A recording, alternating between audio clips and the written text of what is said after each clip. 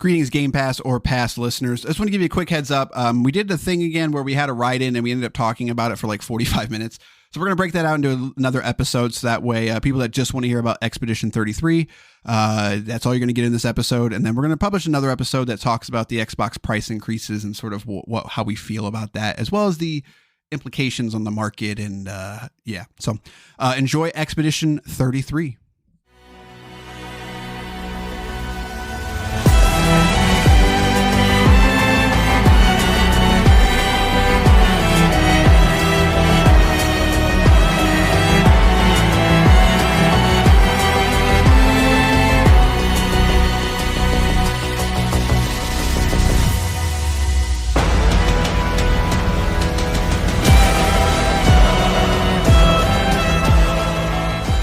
It's now time for a very long expedition version of Game Pass or Pass, the podcast where we play games on Microsoft's Game Pass service, tell you which games to pass into a friend and which games to just, parry, dodge, and just run on by.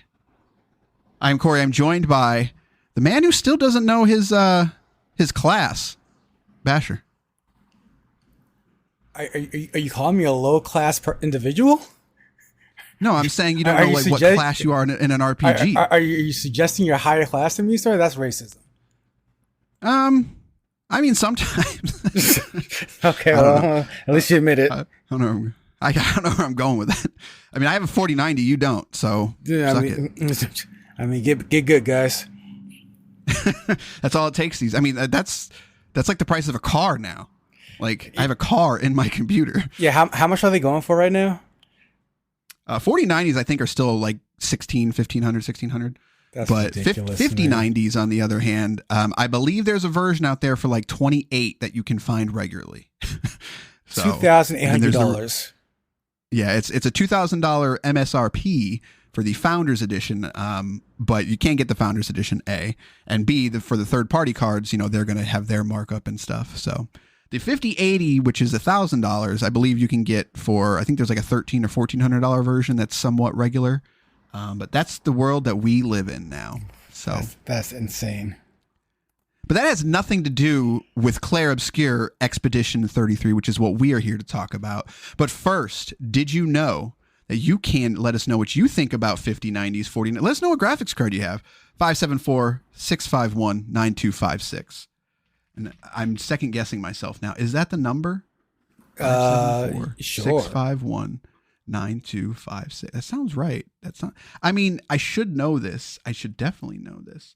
574-651-9256. Sure do. And at the end of this episode, we're going to be doing a little bit of a write-in. So.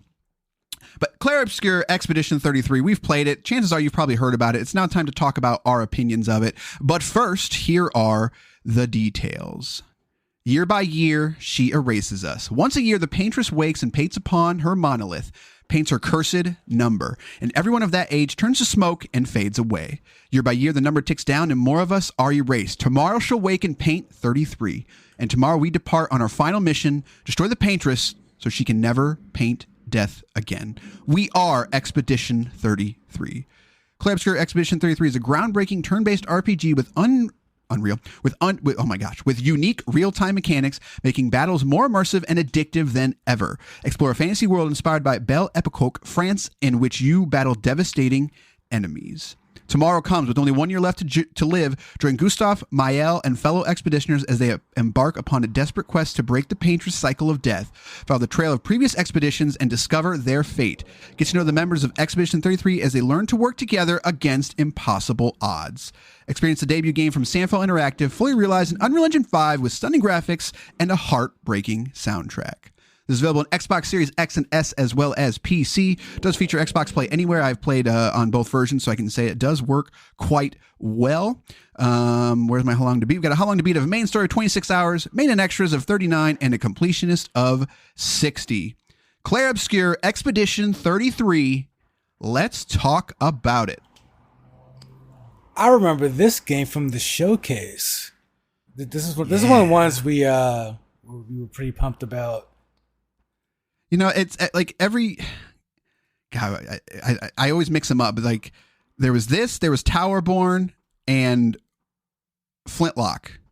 Like those were the games that I remember that were not like your main, not your Dooms, etc. That was like, what was that? That looks awesome. But what I will say is like this one was the most, which is ironic. When I saw Flintlock, it was like I can see that like that's gonna come through. Like it doesn't look unbelievable. Tower World, like that just looks unique. But when you saw Expedition 33, it's just like, whoa. Like it looked way too good. It's like what's the story here? What's the catch? Like is the game 2 hours long? Like what is it? Like how can a game look that good? And on the other side of it, so it's interesting. But yeah, that's where it was debuted last year, and that's the other thing. It was only about a 1 year drive up to this one, and here we are. So, and I mean, just right off the bat, the game does play as cool as it looks, and that's something that's super hard to do.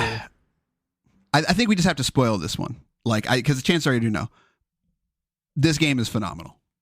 Like there is absolutely under no situation you should not at least check out this game. And I think that is the story of this game. Number one is like, we looked at it last year. It's like, there's no way it's that good. And up to the delivery of it, you and I were very skeptical. And then the price came out, it was $49.99. It's just like, it's what's going on here. And I remember playing it and you weren't playing it yet, and I needed to tell somebody. And I was just like, dude, oh my God, it's so good. I need to tell somebody that this game is phenomenal. And then, oh God, this game is fantastic. Yeah, I mean, it starts swinging right out the gate in terms of the gameplay for sure. I mean, like this is definitely an RPG for people who sort of, I mean, this is not a backhanded compliment whatsoever, but the RPG that for people that don't like RPGs. And I mean that only in the sense that when we tell someone there's a turn-based RPG coming out, eyes start to roll. People start to like groan a bit, like it's like, is it going to be one of those? Is it a love letter to Chrono Trigger yet again, the 54th million one?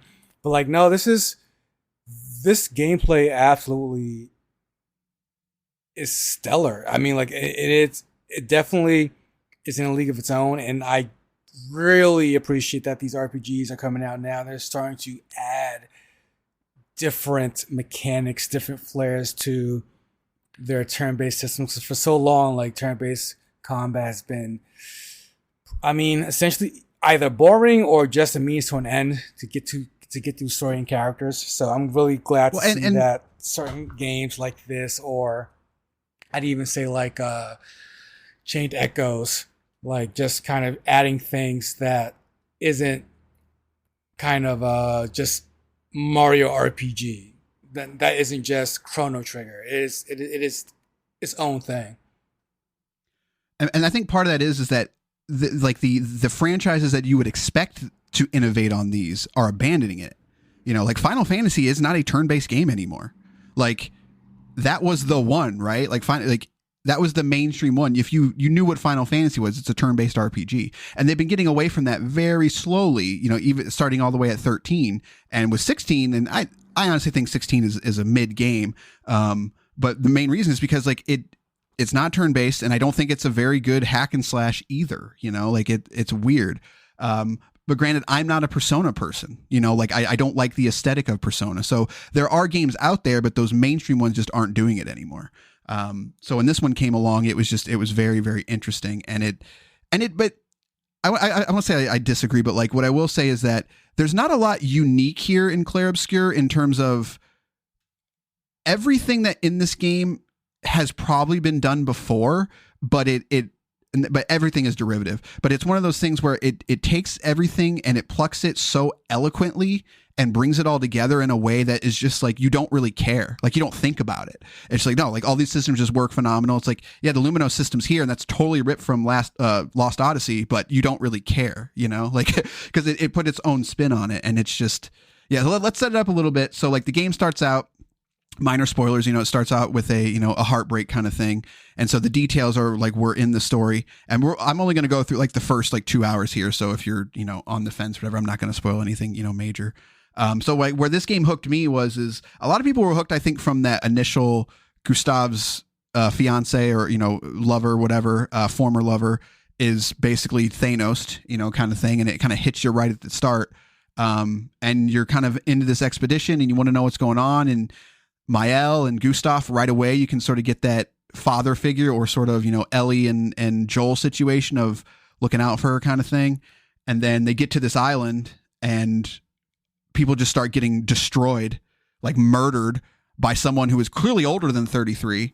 And it's like, wait a minute, what? Like, the game hooked me right there. It's just like, wait, like you're already going against your core principle of this story, and it should not have worked as well as it did. But for whatever reason, I did not expect an old dude with a cane to come out and basically Sephiroth everybody.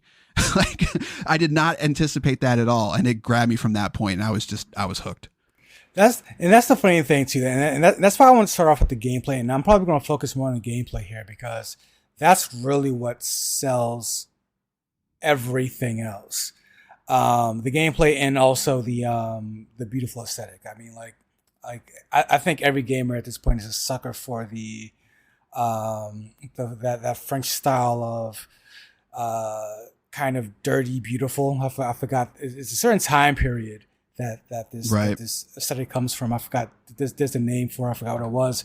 But Liza P had it as well. And people love that art style the same way. To make my point by touching on what you say, just a French Revolution earlier. Is what you're looking for. Not even, no. It was like the beautiful period or something, or the beautiful era. Is what the French call it. In terms of artistic style and fashion and stuff like that. To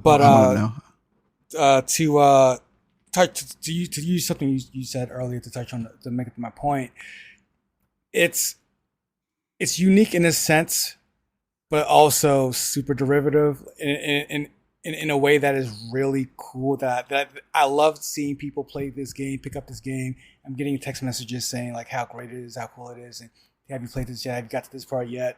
And it's like there's an old dude with a cane, he's beating up people. That's crazy, right? And I'm like, yes, it is, and I agree. And also, this is the most corny anime melodrama you can ever, and it's in all of these things, but it's in all the games not all of the games, but it's you see quite a bit. But what makes it work, and it's a hard thing about getting people into RPGs who aren't in RPGs or turn-based RPGs specifically. It works because there's something pushing you through this. There's a beautiful art style, just amazing music, and then that gameplay doesn't ever stop. Like yeah.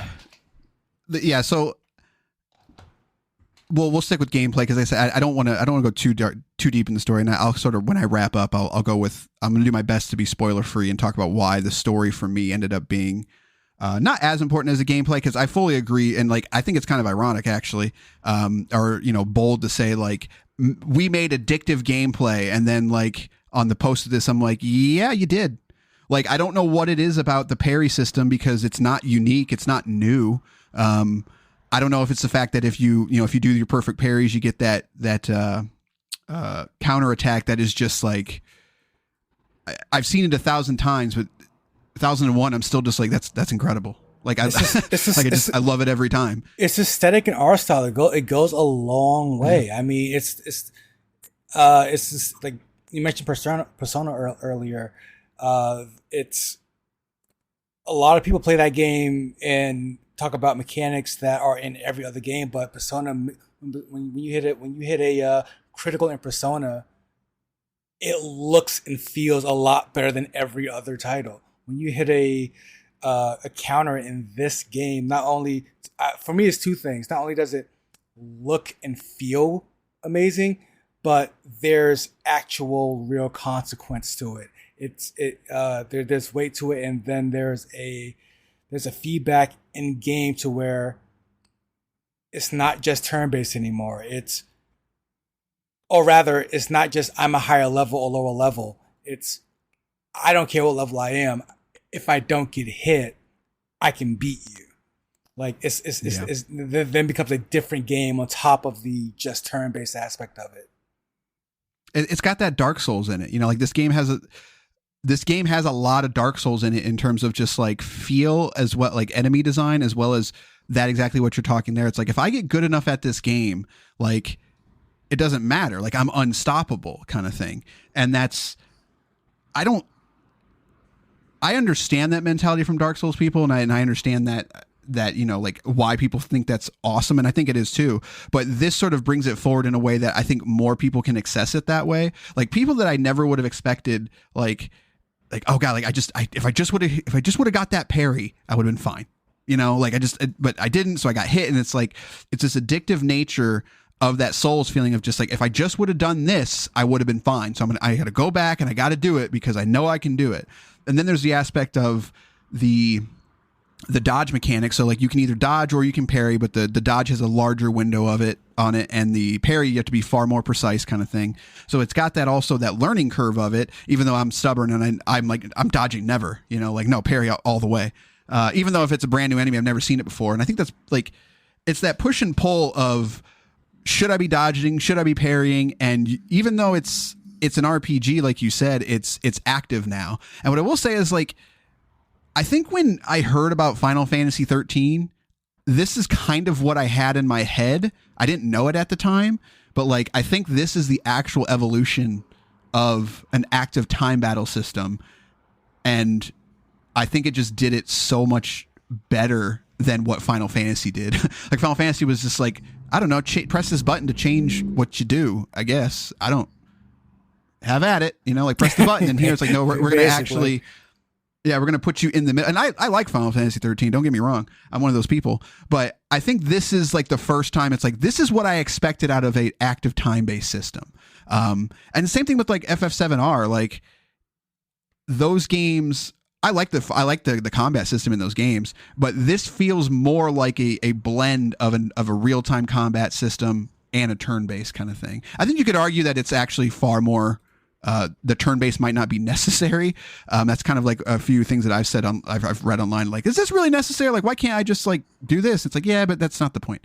But yeah, so that's the combat. And like you said, it's addictive. And we haven't even gotten into the Lumino system and the way this game sort of, the way that you get your perks and all the different, I won't say classes, but each character has their own thing. Like, Lune is sort of your mage. You've got Mael, who's a stance-based person.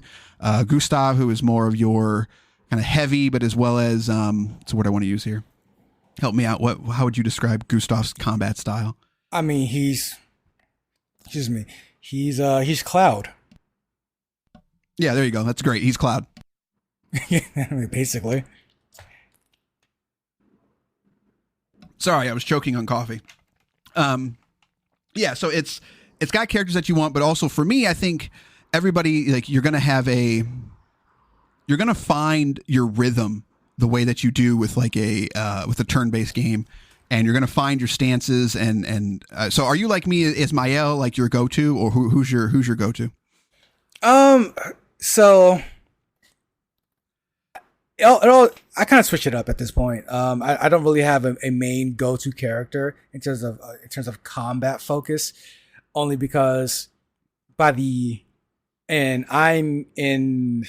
nearing the end of Act 2 right now, and even by the end of Act 1, I gotta say, like, it's I didn't feel the need to switch. I like in a sense that I was having trouble or whatever. It was more or less, I just like the playstyles of each one of these characters. I just want to go through them all. And then the game actually makes it quite possible.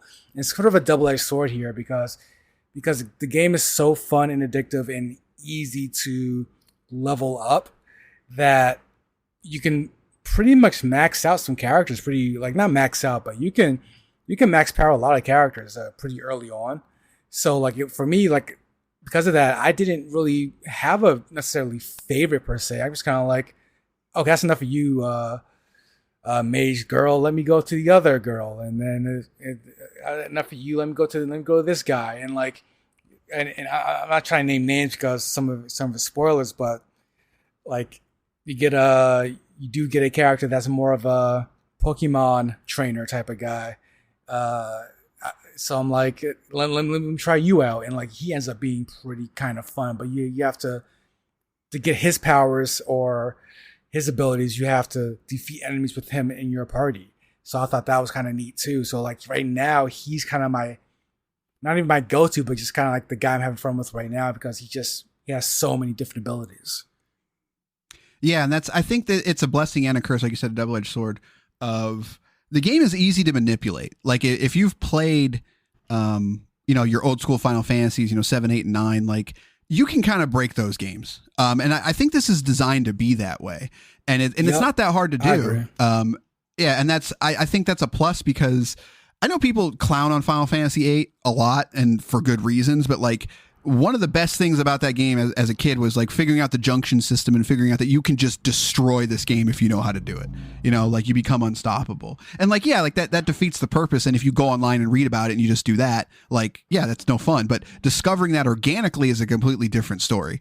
And that's where like the Luminos system and here comes into play of just like you said, by the end of Act 2, I was pretty much unstoppable. Like I had figured out a flow with the characters that I had of just like, I'm going to do this, I'm going to do this, I'm going to parry into this. And as long as I play okay, I'll be fine. And that's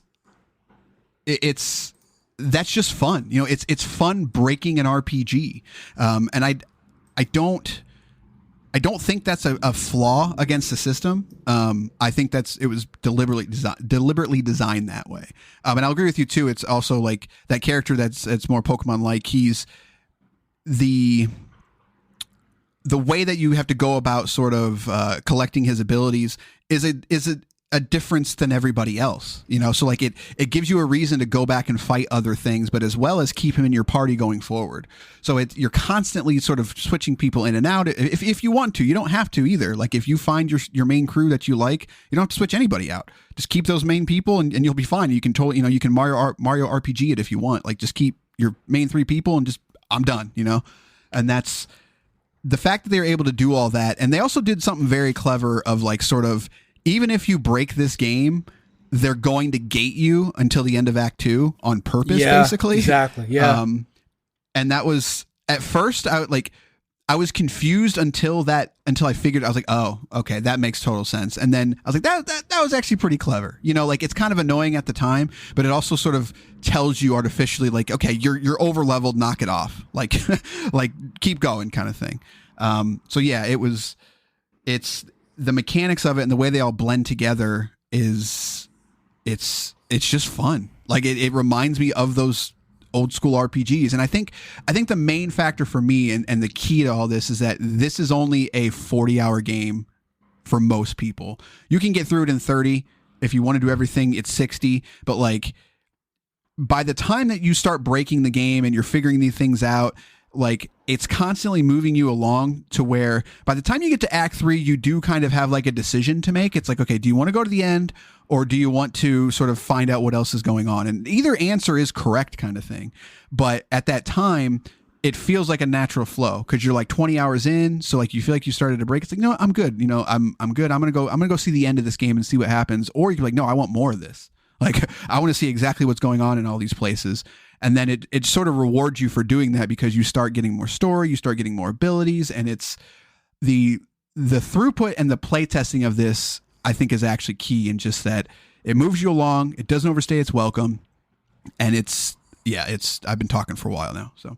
Yeah, that is all very good points because I don't really know how I don't really know how to describe how they were able to so well pace this story out because my biggest issue with Final Fantasy VII not remake, the one that just came out, Rebirth, was wonderful graphics, story, music, characters, whatever. My biggest issue with it was there's one story that they were telling with one plot line and it was stretched for 60, 70, 80 hours. And you're doing so many different things in between. I kept thinking like, do I get any more story eventually? I never got that feeling in playing Expedition, even though I was doing so many other things in between. Like to the main goal of killing the painter. In between that, you can do quite a bit of things. You can go quite a few different places, battle, do fight a bunch of overpowered enemies, do whatever. But the game does something to where you never lose sight of the main goal. There's always something. You said like it kind of gatekeeps you. I feel like it does a good job of forcing that pacing of, all right, you're getting a story moment right now. I don't care what you're doing, like what you've been doing right now. You're getting an exposition dump. You're getting some character feedback. You're getting some interactions, and then you can continue on. Like even like when you have to do camp in the overworld, you have the option there to get a recap of the story, get a refresher on where you need to go, what you need to do, and talk to your party members. It does a good job of just keeping your head in the game, even though your gamer brain is like, oh, there's a monster over there, I want to fight it. Yeah. And it's, I think part of that magic is the, I would say the story because like duh, but it's the overall sort of world building of this, of being Expedition 33, and sort of a lot of that context that you're getting, especially in Act 2, like once certain characters are introduced and you start learning more, like you're always sort of on the heels of a different expedition. And so even when you're doing a side quest, sometimes you don't know it's a side quest because you're always finding things from these other expeditions. And like, it's not like groundbreaking. Like it's not like Witcher 3 level, like where every side quest is just like, yo, I don't know if this is the main quest or not. It's not like that, but you're always getting these little tidbits of information. So, and it always ties into the main story somehow, but then you get that main cutscene. You're like, okay, now I'm on the main quest, but you just don't, I don't say you don't know, but it almost doesn't matter, I guess. The funny thing is, like the more we talk about this right now, the more it sounds like they just get the basics right. Like it's not yeah. It's a mind blowing game, but at the same time, it's very basic. I think of games we spoke about before on this podcast, and I won't remember the name of this one specific one. It was fairly recent, but it was just trying to do too much. It was like it was that one game. It was like we got real Kingdoms of Amalur vibe where you can like the girl can like freeze things. Oh, Eternal Strands. Yeah, there you go. No, not even Eternal Strands. But that's another one. Was it Eternal Strands? That was our most recent. There was Atlas Fallen, but that wasn't Kingdoms of Amalur. That vibes. Eternal Strands was the one that we talked about. Kingdoms of Amalur, I'm pretty sure. No, yeah, you're right. But what's the one where the girl like you can freeze the enemies, or you can use your fire ability. You climb. Yeah, that's Eternal Strands. Is it okay? I got mess with the other one. But anyway, but games like Eternal Strands, like where they're trying to do so many different things, there's so many different mechanics, and it just never all comes together, never all gels. Whereas something like Expedition 33 it's really just basic storytelling. It's great music, great atmosphere.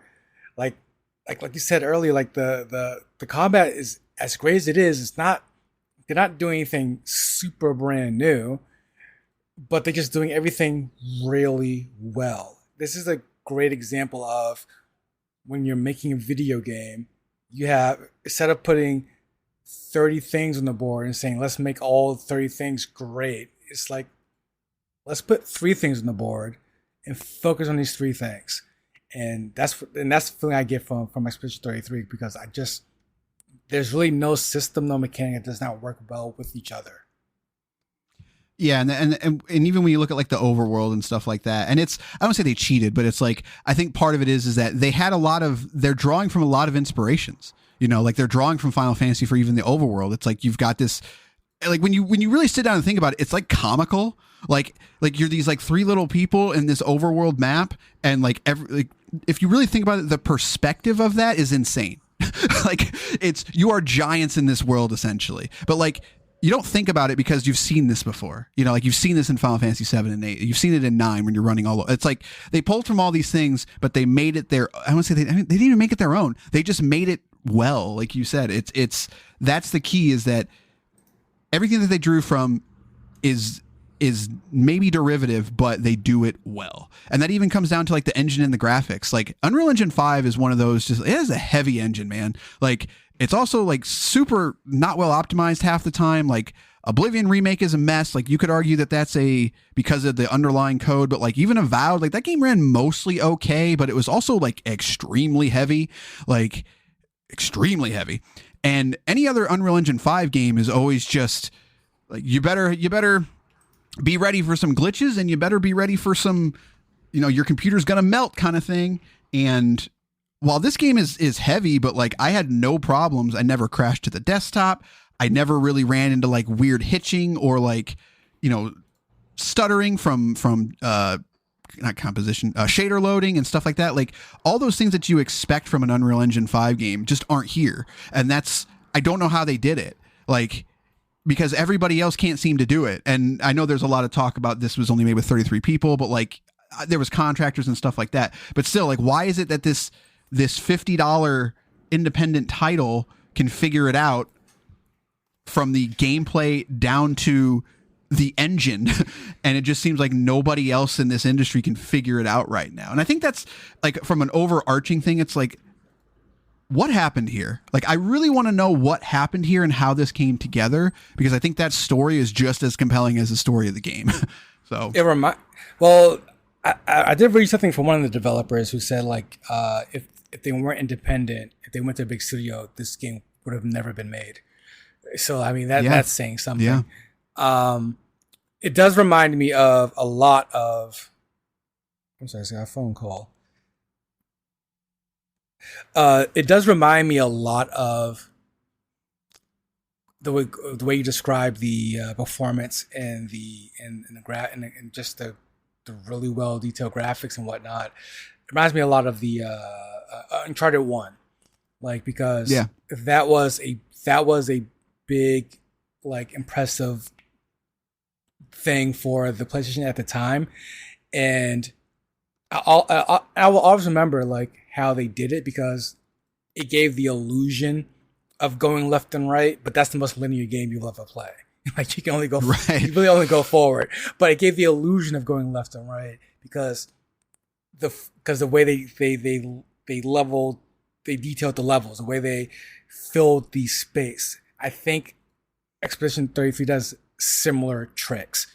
Like, the environments are, if you stop and stare at something, it's not that detailed, it's not that great. But as you move through it, it all blends together perfectly. Like, it looks and feels like it's bigger and denser than it is, when really it's not. I mean, like the way they really know their tips and tricks and on how to develop a game over there. Like, they know how to work with limited resources and kind of say, smoke and mirror you through what looks to be a very good looking game.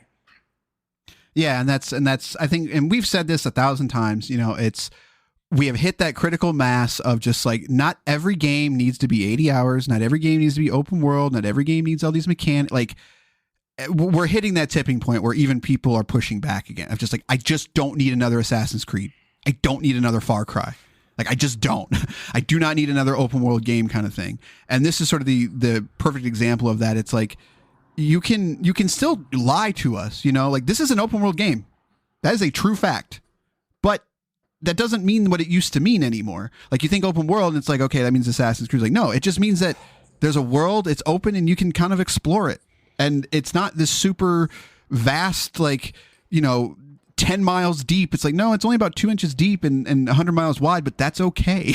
Like, that's totally fine. And like you said, that's probably part of the secret though, too, is there's really only, like 20 to 25 areas to explore. And so versus 150, like, right. So they had time to focus on those 25, and really, only 15 to 16 of those really have any depth, but they're very smart about using their space. They're very smart about constraints, about not going too deep. Like, it's just well thought out. And And so we'll wrap up here. Like, I do want to talk about the story a little bit. Like I said, no spoilers. And you said you're about to reach the end of Act 2. Yes. Yeah. So I'm just curious, like, how do you feel so far? I am very engrossed into the story. I think it's very well told. I think it's very well paced.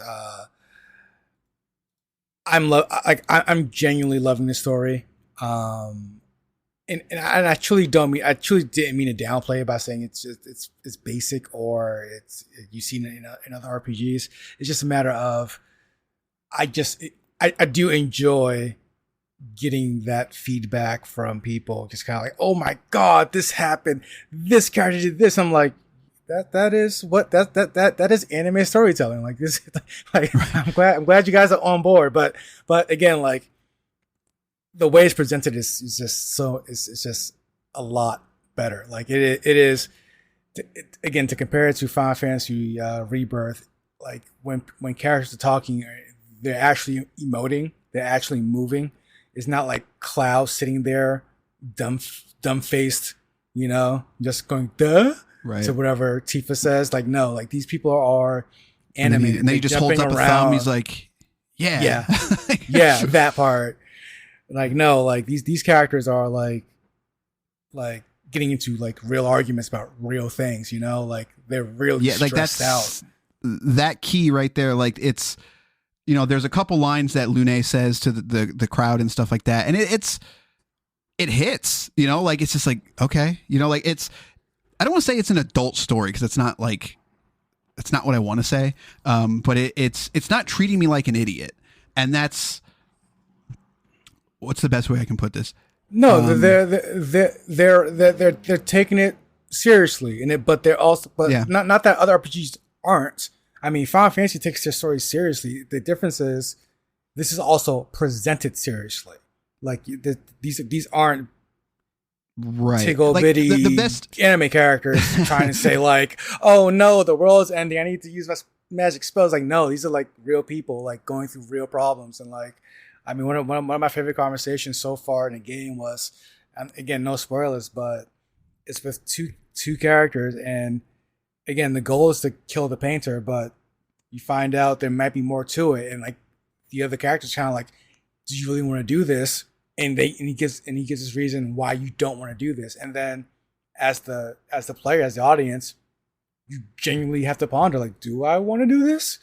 Like, is this the right thing to do? Like, where like it's and it plays it very straight. Like it's not so to the point where the funny moments are earned and it's actually like funny.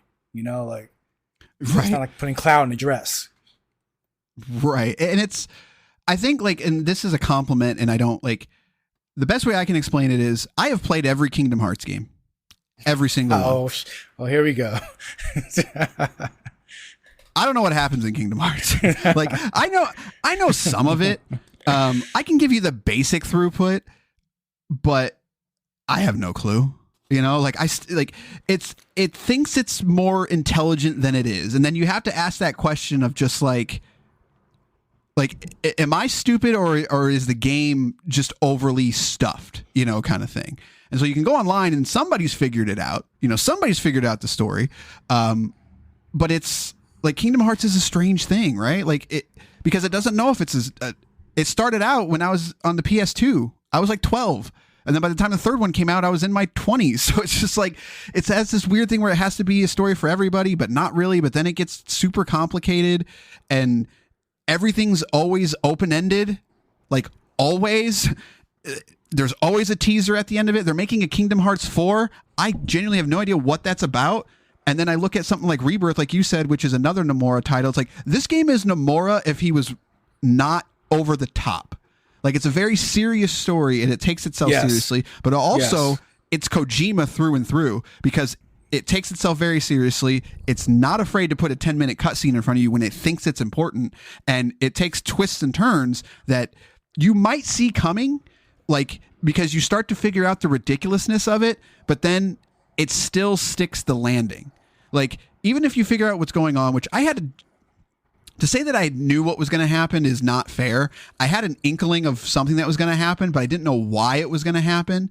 And then it sort of like takes a left turn, it takes a right turn, and then it does a 360. And it's like, but I was still engaged the whole time and I wasn't ever lost.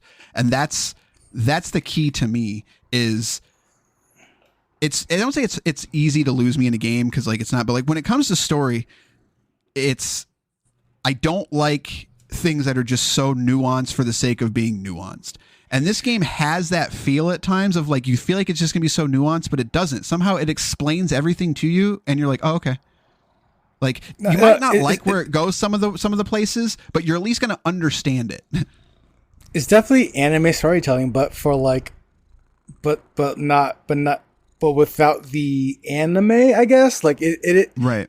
It does it well. Like it's like you said. I think the Kojima perspective is pretty spot on. It's like it's the Metal Gear Solid without the nano machines. It's a bit more grounded in its magical fantasy world. Right. And what I will say is we'll talk about this off the air because I don't want to say too much. It's like I'm genuinely curious because I know a lot of people at the end of Act 2, they were just like, and I'm just like, I get that, but I've told them like keep playing because I understand where you're coming from because like we've all been there of just like the thing happens and you're just like and then I was sort of like that, but then it stuck the landing and it's just like it's important that I just say that from me, I guess, in my soul. It nails storytelling in a way that I think is. I look at Sea of Stars, and you and I, debated about Sea of Stars for a long time, but I think we did come to the consensus like the story is good, but it's also very juvenile at times. This is like the antithesis of that. Like it's very good and it's not juvenile, so therefore I respect it a lot more. Anybody can play Sea of Stars and figure it out, and I still think it's a great story, but you can obviously see where they took I don't want to say shortcuts, where it was written differently than something like this. I just did not expect that from this game. I really did not expect to open up this game and start playing it and like I won't say like get hit in the feels like grown man tears, but like there were times I was just like, Jesus, like like okay. Like okay. See that part doesn't surprise me just because of looking at the art style. This is what this art style genuinely like. If you ever read something or watch it, like especially movies that have this kind of art style, it's usually that it's usually a Shakespeare tragedy, like 9 times out of 10. So like as soon as I picked it up and was moving through the world and really engaged with the art style, I'm like, yeah, this is going to be a heavy sobber soon. Like, it's just a matter of time. Like you can't tell stories like this stories that will look like this either end with pain, death, and torture, or see people out to go get a baguette sandwich. Like it's no in between. I do want to say there's one thing though for people that are playing and that will play it. As great as the combat is, as much as I truly like it, truly adore it, it's not slight against the game. I'm just saying it's still a 9 out of 10. Don't come at me. Relax. I will just say there are some glitches and hiccups when it comes to the button presses, specifically the the counters and the parries, because I did have to switch off of computer to a controller on the Xbox because the hitting keys on the keyboard is enough of a difference to where I do suggest playing on an Xbox controller. Or PS controller if you can, because I felt like I was hitting this at the right time, hitting counters at the right time just wasn't happening or wasn't registering, and I think it's a good situation. I switch over, I do feel a difference, and then on top of that, there's still just enough time, so I'm just like, I know I nailed that one. Like even if I was slightly late, I was slightly late before as well though. So like there's something a little off sometimes, and it will annoy you. But I only want to mention that because as gamers, we all hard-headed creatures, and we're all gonna blame ourselves for saying I need to get good, I need to get better. It's like you're probably doing just fine. It may have been a game this 1 out of 50th like button press. Yeah, and I never tried on a keyboard, but I do know that the keyboard controls in general were kind of like, people are like, nah, it really wasn't made with keyboard in mind. And am I wrong? It tells you to play with a controller, doesn't it? Like, and the probably intro does. screen, I think it probably does. does. I could be making that up. But I will say, yeah, no, there was definitely times where it's just like, I feel like I hit that. But then other times, like, I'm locked in and I never miss a parry. So it's just like, what happened here? So I don't know. Maybe it was hitching, maybe it wasn't. I couldn't see it, kind of thing. I also wonder, because the console does have a 30 frames mode, and I immediately was like, nope. That just seems like a bad idea. And so it's 60 frames, but being on computer, maybe I was able to, combat that, because just more frames, you have less latency, kind of thing. So, but I'd be curious, are you playing on normal or? I started off on normal, yeah. Yeah. So I do know, like, the harder mode has an even tighter parry window. Like, I'm not ridiculous. A masochist. Yeah. So it's like, I don't want to do that. This is already one of the tightest parry windows I've played ever. Like, right. and it's a turn-based game. Like, it's kind of nuts. Like, Sekiro is more forgiving. Well, actually, if I were to compare it to, Sekiro's not even more forgiving. It's more, for Sekiro fans out there, yeah, it's absolutely more consistent. Like, it's like Sekiro, if you miss a parry, that's 100% your fault. Like, every time. And I do think it's kind of funny of people getting, like, washed by this game. I'm just like, no, the parry system sucks. Like, I nailed it. And it's just like, I'm with you a little bit, but at the same time, it's like, the fact that they put in, like, a story mode which opens up the window, and I put it on story mode just to check it out one time. I was like, let's see how much easier this is. It opens it up quite a bit, kind of thing. And so I think that also probably lends to the enemy design. I'm wondering if certain enemies have different parry windows too. Like, if it's actually longer or shorter, and maybe that's what we're feeling, since there are difficult quote difficulties. That means that, like, that parry window is, I won't say manipulatable, but it is editable. Whereas, like, something like a Dark Souls, there's only one difficulty. So, like, you're not messing with that parry window. That's my inkling, is that there's just some enemies that require a little bit tighter, whatever timing based on their attacks or whatever. But I also will say is, like, I'm sure I'm not the only one. How many times I feel stupid with this game, because it's just like, I know this guy's going to do this. Got to wait for the wind up. As soon as he winds up, I flinch, I parry, I get nailed. And I'm like, okay, I got to parry this. Nope, I get nailed again. Okay, I got to, get nailed again. And it's just like, I know what he's going to do, yet I still suck at it. Like, and it's... I mean, the part that... It's the so part funny to me every time. See, that genuinely annoys me. Like... It also annoys me in Souls games that the fake wind up. Like, leave me alone. Right. Stop doing that. Like, it's like you have these giant characters in these Souls games, these Souls likes, and also an Expedition, and, like, they jump at you, and, like, first of all, they jump at you, so you want to parry immediately. It's just like, you're jumping at me, and it's like, nope, I'm stopping right 2 feet in front of you. Like, what are you doing that for? Yeah, that's that Dark Souls sense. Though. Like, it's got that Dark Souls vibe, and again, I respect it, because I'm not a Dark Souls person, but I understand why people like those games.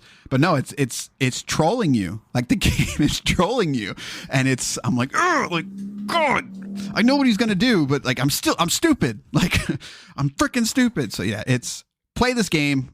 It's fantastic. I think it's ironic. Like, out of Towerborn, Flintlock, and this one, I thought Flintlock was going to be a lock. That's like, crazy.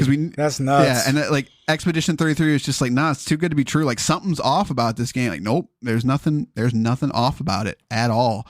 And I'm genuinely happy that it exists. It's like, man, you don't get games like this often. And for it to sort of come out the way that it has, and the reception it has, like, a lot of people were annoyed that because Oblivion got dropped right next to it. People are like, oh my God, why did Microsoft do this? But it doesn't really seem to have affected it. Like, it's still taken off. And but also, Microsoft, why did you do that? Also, that's like, what were you thinking? Stupid. Yeah, I don't because if the game didn't get this kind of word of mouth, like, it would have tanked. Like, it would have been the best game of the year that no one's played. Like, they're like, yeah, they're just dumb people at Microsoft. Like, their release cadence is so strange, and, like, it's so like they made the decision to push Avowed to this year, which was probably a good idea. But then it's like you dropped Doom: The Dark Ages, and like you just started dropping games left and right. You just dropped Oblivion out of nowhere. Then obviously you don't own Expedition 33, but you dropped that out of nowhere. You haven't marketed it. You dropped South of Midnight right next to this, and it's just like, what are you doing? Stop! Like, just stop. Space it out a little bit, and then they'll go like 9 months without a release. I'm just like, I don't. It's like the entire industry was scared GTA 6 was actually coming out this year. And they're like, let's put out everything before November because we don't want anything to go up against that. But like, guys, which I get that, but at the same time, like July and August exist. Like, GTA is not coming out in July. You know, like it's just not going to happen. So yeah. Expedition 33, play it. Phenomenal time. So let's move on to this email and then we'll get out of here. Sorry for that abrupt ending again. We cut right there just because we ended up talking for about 45 minutes about Xbox in general and pricing. And so if you want to tune into that, I'm going to be posting that here in a couple days. But thanks for listening. Hope you play Expedition 33. It's quite good. So definitely let us know what you think about it. 574-651-9256. And we will see you next time. Airwick Essential Mist Diffuser transforms your space, creating your perfect ambiance with a wide range of inviting fragrances that make your guests go, oh. Airwick Essential Mist Diffuser's easy-to-change refills allow you to choose your perfect fragrance for any occasion, like lush honeysuckle and raspberry, and vibrant island coconut and warm sands. And if guests start shifting from the table to the couches, no worries. It's perfectly portable and cordless. Airwick Essential Mist Diffuser, always inviting. With McValue at McDonald's, you don't just get deals on the drinks. You get deals on McDonald's drinks. So when you're breaking a sweat, embrace the chill without breaking the bank. And when your crew is running on empty, keep your wallet full while refreshing the squad. Ace the vibe check with drinks like lemonade, frozen Fanta Blue Raspberry, or any size drink for just $1.49. Limited time only. Price and participation may vary. Cannot be combined with any other offer. Ba-da-ba-ba-ba.